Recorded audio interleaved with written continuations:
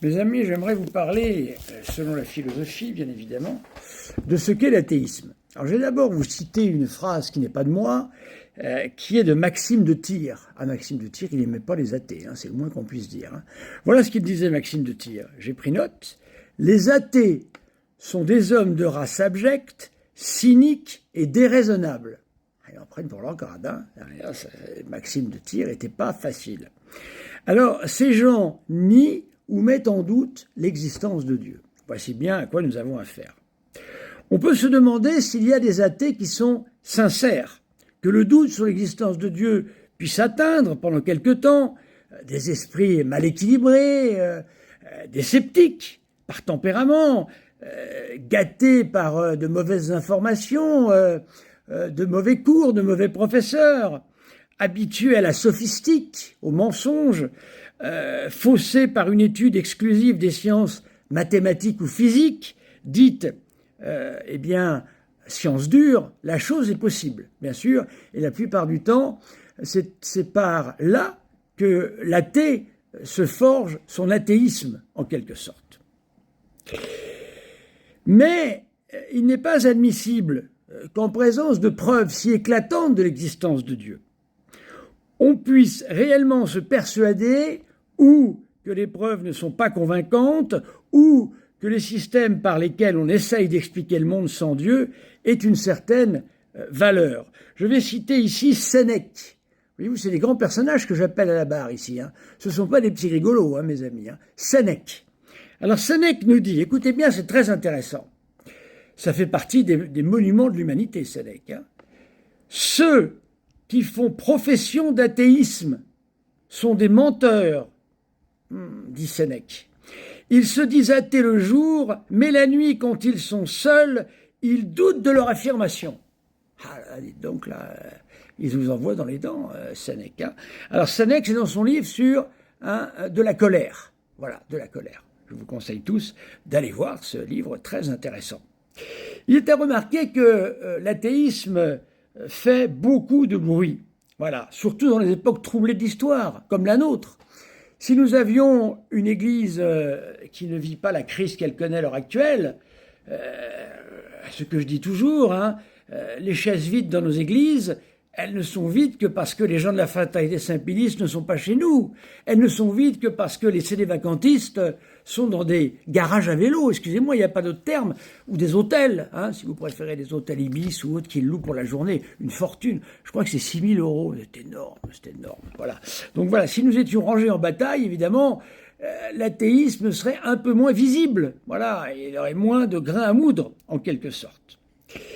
Alors, dans la dernière moitié du XVIIIe siècle et celle du XIXe, bien sûr, suite à la Révolution dite française, qui fut un crime de masse, j'en ai déjà parlé, mais j'en reparlerai si vous voulez. Il va tirer principalement, évidemment, sa raison d'être de l'athéisme pratique, l'athéisme des garnements et des débauchés, qui vivent comme s'il n'y avait point de Dieu. Bien sûr, dès qu'il y a Dieu, c'est pas marrant. Il y a une loi, faut aller à la messe le dimanche, on n'a pas le droit de forniquer comme on veut, on ne peut pas voler la femme de son voisin, il faut être honnête, il ne faut pas mentir, il faut être sérieux avec sa famille et ses enfants. Oh là là, c'est pénible tout ça.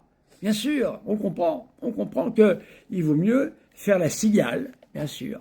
Voilà, butiner avec des demoiselles en tout genre, passer son temps dans les fêtes, être un grand esprit qui est capable de se moquer de ces ronchons de la religion comme moi, bien sûr. C'est tellement facile. Alors, quand on a 15 ans, je comprends, mais Monsieur Jack, vous commencez à avoir un certain âge tout de même là. Ça commence à se voir, comme on dit. Hein. C'est pas terrible, mais bon, voilà, comme ça. J'espère qu'on aura un débat parce que ça va être très intéressant. Alors, ils vivent comme il n'y avait point de Dieu, sans crainte de sa justice. Ils vivent comme la cigale, oubliant que l'hiver va arriver, sans reconnaissance de sa bonté, car Dieu avant tout est un être infiniment bon. Imaginez un milliardaire qui vient vous voir et qui vous dit « je vous donne 1 milliard à la condition que vous appreniez à me connaître et à m'aimer. Et la personne, voyant ce milliard, prenne le milliard, le dépense et ensuite se mette à insulter la personne qui lui a donné. Voilà l'athée. Dieu lui a donné la vie, Dieu lui a donné la santé la plupart du temps, Dieu lui a donné des amis, Dieu lui a donné tout ce qu'il faut pour être heureux. Les animaux, moi rien que de voir des animaux, ça me rend heureux. Voyez, hein, quand je vois mon chien chaque jour, je suis heureux. Voilà, c'est le bon Dieu qui me l'a donné, ces créatures magnifiques que nous ne pouvons absolument pas reproduire. Alors ils vivent sans respect de son nom, sans obéissance à ses lois. Hein, tellement facile. Alors là, c'est un autre philosophe qui cite ça, c'est Bayle. Voilà, Bayle dans ses pensées diverses. La corruption du cœur et l'orgueil sont donc les premières sources de cette doctrine abjecte. C'est pas moi qui parle, hein, ce sont les philosophes. Hein. Donc, corruption du cœur, le cœur est mauvais, bien sûr. On voit bien d'ailleurs qu'ils ne peuvent pas s'empêcher d'insulter. Ils ne peuvent pas s'empêcher d'être méchants. Hein, on voit bien, ils reçoivent des gens sur leur live, des braves gens, ils se font insulter, ils sont à 4 contre 1. Et tout ça est plein d'orgueil, bien sûr, c'est malheureux. Alors, nul ne nie Dieu, dit saint Augustin, s'il n'a intérêt à ce que Dieu n'existe pas. Évidemment. La messe le dimanche, avoir une vie droite, aider son prochain. Moi, je suis interpellé quand je sors en soutane dans la rue. Les gens me disent « Mon père, s'il vous plaît, mon père !» Je ne peux pas faire comme si je ne les voyais pas. C'est pas possible, évidemment. Je comprends, hein, les athées. Voilà, saint Augustin disait ça. Voilà. Rousseau disait « Ah, Rousseau, ami des athées, direz-vous. Point, que nenni, mes amis, écoutez bien. Tenez votre âme, dit Rousseau lui-même, en état de ne pas craindre Dieu, et vous ne douterez jamais de son existence. » Voilà ce que nous disait le pasteur Genevoix tout de même. C'est très étonnant. Hein. On peut, des fois, se tromper.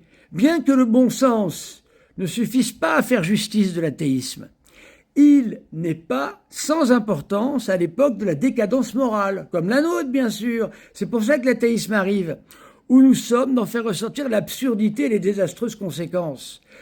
L'athéisme, c'est chacun pour soi, en fait. Hein. Pas de problème, hein. Aucun devoir. Hein. Ou sinon, ceux qu'on veut bien s'imposer. Parce que vous avez remarqué, ces athées, ce sont tous des gens très, très bien. Oh là là, si je les écoute, moi, je suis un saligo. Hein. Saligo, les prêtres. Bon, c'est ce que c'est. Hein. C'est terrible. Hein. Mais alors, eux, ils aident leurs prochains, ils ont des amis. Ce sont des gens au-dessus des nuées. Moi, quand je vois Maître Jacques, j'ai l'impression de voir jadis, comme le disait le grand poète Aristophane, qui aimait se moquer de Socrate. Socrate est comme sur un nuage de coton. Descends, Socrate, de ton nuage, disait-il. Lorsque je vois Jacques, c'est l'impression que ça me donne. Hein. Un homme au-dessus de la mêlée. Pas le commun des autres hommes, au-dessus. Le rire toujours aux lèvres, la moquerie toujours au cœur. Ah, mon cher Jacques, vous aimez vous moquer des petites gens, malheureusement. C'est pas péjoratif dans ma bouche. Hein. Vous savez, les petites gens, malheureusement, sont souvent de très bonnes personnes, mais on peut facilement les moquer. Alors on y verra des étranges folies de la raison humaine quand elle abandonne Dieu, bien sûr, et les ruines terribles qui menacent une société aussi aveugle pour se faire conduire par, c'est Guizot qui disait ça, un autre philosophe, les malfaiteurs intellectuels. Ils en prennent plein leur garde, les athées, hein, les malfaiteurs intellectuels. Je reconnais bien nos amis. Voilà, j'attends un débat courtois, très gentil, ne vous inquiétez pas. Pas un gros mot. Moi, de mon côté, il n'y aura pas un gros mot. Vous nous insultez sans arrêt, vous voulez faire vos besoins sur nous, vous nous maltraitez toute la journée, vous maltraitez nos religions toute la journée. Mais bon, ben, voilà, c'est comme ça, mes amis. Hein, voilà, j'attends des réponses et énormément de commentaires sur l'athéisme. Merci, mes amis.